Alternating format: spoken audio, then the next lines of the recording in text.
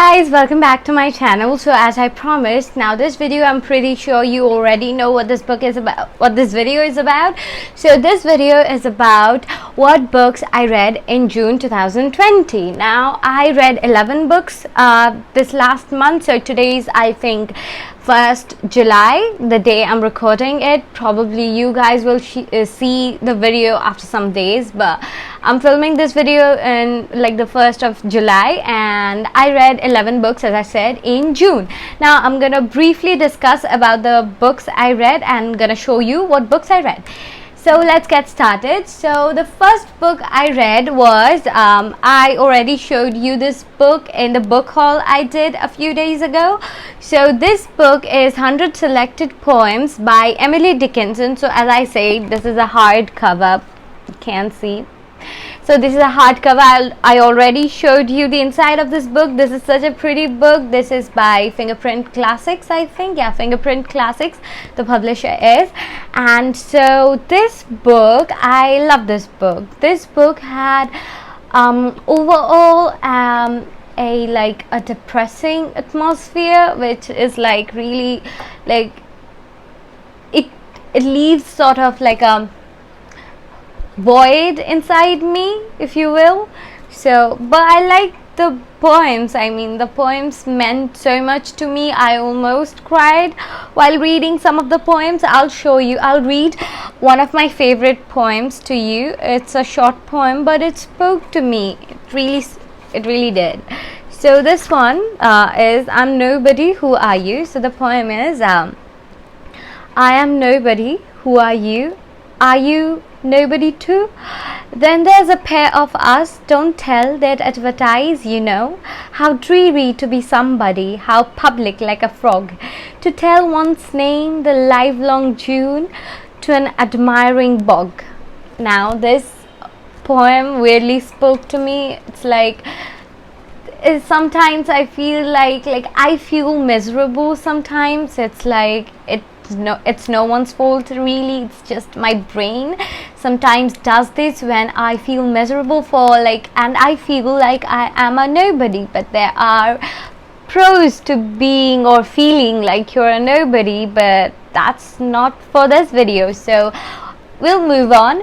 And then I read The Prince by Niccolo Machiavelli. So this book is basically about politics. I think this book Niccolo Machiavelli wrote to Caesar Borgia. So this was about how to rule a kingdom successfully, and this book was straight up cruel, but like Machiavelli just said the truth, and truth is often really cruel. So like I can't blame him. He just stated how our society and how our politics and how our world overall works. So it was really cruel, but it was true, and I liked it. I saw the society from a different perspective, from like a capitalist perspective and from the perspective of like rulers and how they should rule. So I learned quite a lot from this book, and yeah, I liked it. I mean, I didn't hate it, so like that's pretty good.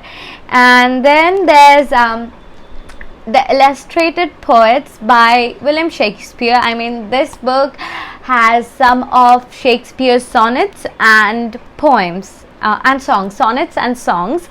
I love Shakespeare, so like I might be biased about Shakespeare. I like anything Shakespeare has ever written. So like I'm not the right person to criticize Shakespeare, and I'm not here to criticize anyone. I'm just here to give my views and opinions, and I love the poems and I love the sonnets and the songs. And I'll read one of my favorite sonnets of Shakespeare from here, and it's pretty famous. It's cliche, but I loved it. I'm a hopeless romantic. What else do you expect? So it is tomorrow is St. Valentine's Day, all in the morning betime, and I a maid at your window to be your Valentine. Then up he rose and donned his clothes and dubbed the chamber door, let in the maid that outer maid never departed more. By Jizz and by Saint Charity, alack and fie for shame. Young men will do it if they come to it. By cock they are to blame. Quoted she, before you tumbled me, you promised me to wed. So would I have done by yonder sun, and thou hast not come to my bed. I mean, like, it's so romantic. I mean, Shakespeare is romantic, and I am hopelessly a romantic. So I love this. This one was my favorite poem. Like, I have quite a lot of favorites from Shakespeare, but this one was my favorite. So after that, I read Northanger Abbey by Jane Austen. Witty, love the characters, charming characters, and not as good at Pride and Prejudice, but I am prejudiced against like other works of Austen. Like, I have read a few more Austen works, but I didn't really like them. I mean, like, it was good, but my favorite still is like Pride and Prejudice. I don't know why, but like, it'll probably be my all-time favorite of Austen's work. So like, I'm biased, but I liked it, the character, and it's like a mock novel of the Gothic novels. It has the Gothic undertones, but also it's sort of a mockery. If you read it, you'll know. I'm not here to explain you. I'm just here to say if I liked it or not, and how I liked it. And it was good. It was okay. It wasn't that great. It wasn't that bad. It was somewhere in the middle. And then I read Villette. So I was introduced to Charlotte Bronte's work when I was in 9th grade. I'm in 11th grade now, so it was like 2 years ago, and I read Jane Eyre and I loved it. It was really tragic, but it had an happy ending. I'm not gonna give any spoilers, but this book was heart-wrenching. It made me feel nothing. Like, I know it sounds bad, but it made my heart empty with sadness, if that even makes sense. I love this book. So this book is, to go with the title of the book, this book is based on a fictional town, Villette, in France, and the main character and the narrator of the story is Lucy Snow, and the whole story from the beginning to the ending surrounds around Lucy's life, and the characters are amazing. The characters are so interesting, and you get you have a versatile choice of characters. Like, there are so many different characters that it actually feels like I am in a real world. It feels like real world, and it was tragic. Like, it was very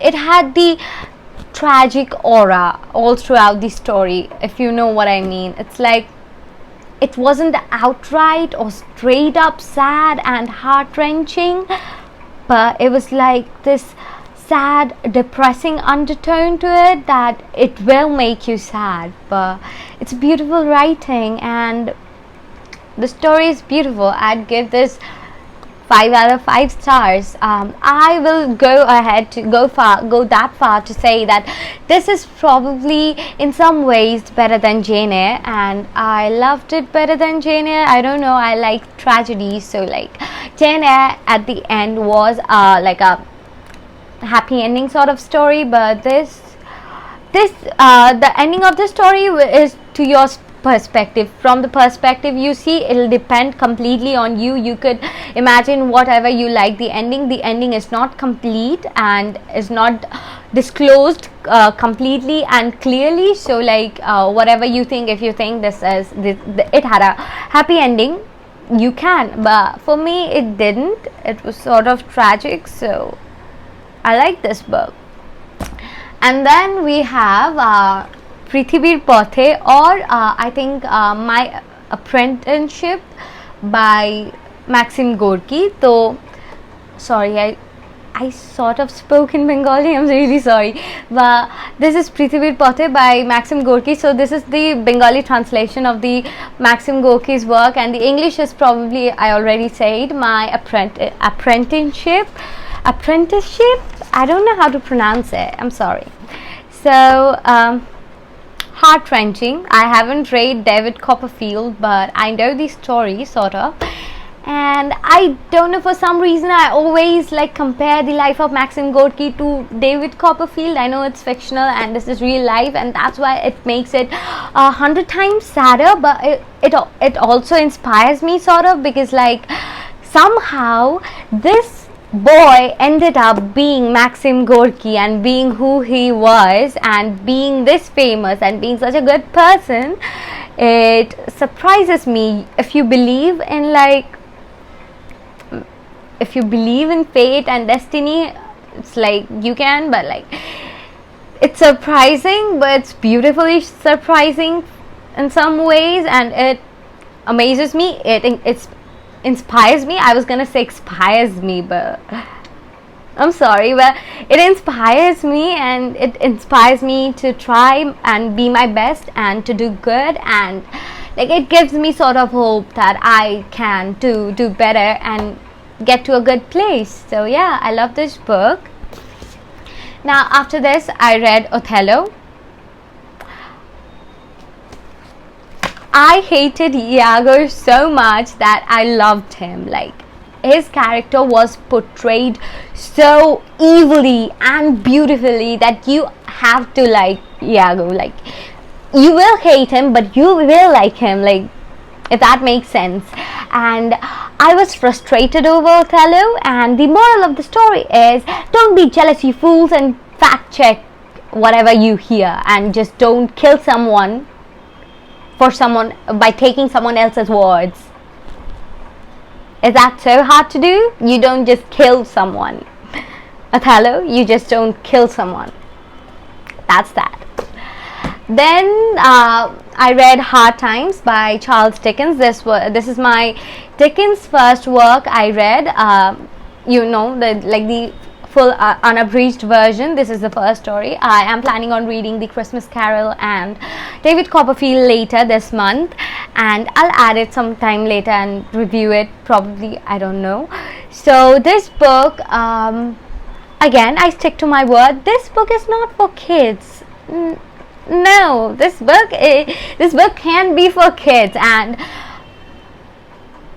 it portrays our society beautifully, and it shows how in such an oppressing atmosphere children grow up, they don't get to follow their dreams most of the time, unfortunately, and how they grow up with like oppression and depression, anxiety, everything, and how we just disregard children and their problems because they are children, and we listen to this, and we get to know how parents, because of their prudence and because of their pride and because of their dreams and wishes about their kids, how they like sort of ruin their children's lives. So parents, read this book and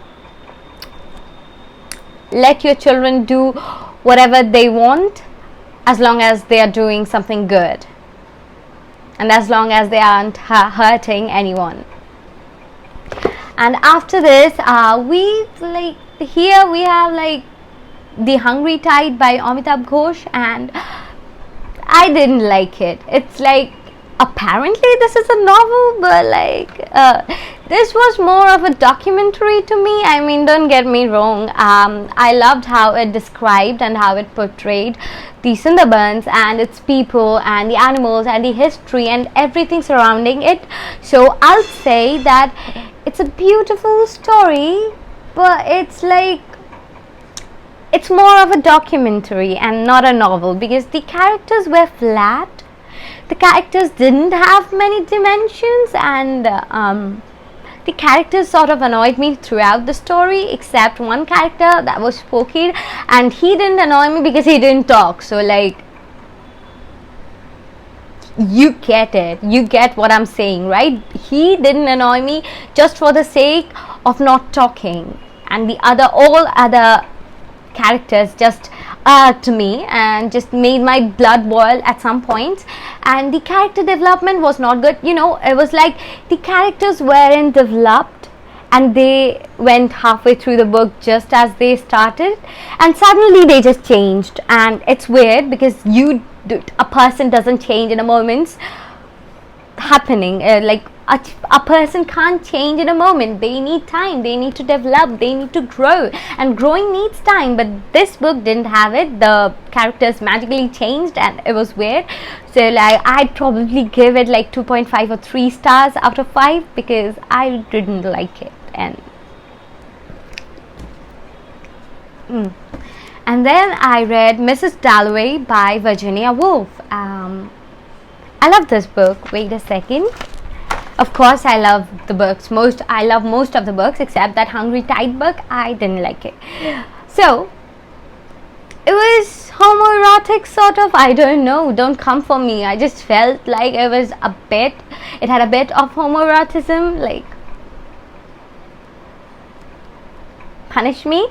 And I love the gloomy, of course I love depressing themes, but I love the gloomy underlying sadness. It was like, again, it was like sort of like Villette. It had the atmosphere of like it had the atmosphere of the something's gonna happen, like it's building up, but it never happens. It's like sort of frustrating, but it's really beautiful. Like the characters were enchanting, to say the least.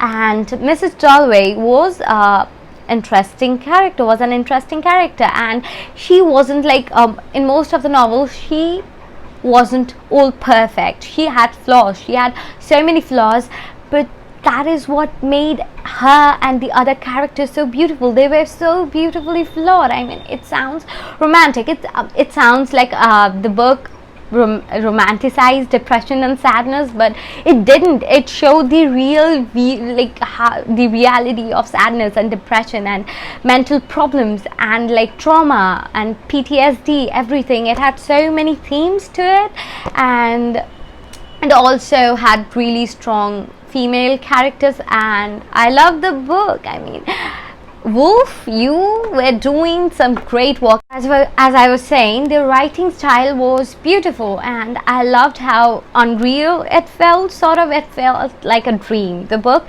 while I was reading the book felt like I was dreaming, sort of. So like I love that feeling, and I love this book. And so we come to the last book, that is The Woman in White by Wilkie Collins. The suspense. The only thing I can say about this book is this is not a romantic book. This is not like a love story, just a love story. It has things surrounding love and its concept, but the suspense at some point, like in some points, I just stopped breathing because of the suspense, and I was just dying to know what happens at last. And when I got to know what happens at last, I was just pleased, but like it gave me a fucking shock. Sorry, I swear, but I was shocked and I was pleased, and it was amazing. It was an amazing book. I'd rate it 4 out of 5. So yeah, I love this book. I know I rushed it, but my storage is running out, so I have to finish this book. I hope you like the video. I'm sorry, I don't know why I do this, and I don't know why I'm shouting. I hope you loved this video. Also, I have this code for you guys. That is, I'll link this website, Bookish Santa, and I'll give you guys a code down below in the description box, through which you could buy books from this website for a discount of 10%. So go for it. Help me out, maybe. I don't know. Like you guys know, I don't know how to finish the video. So like, we'll see you later. Bye.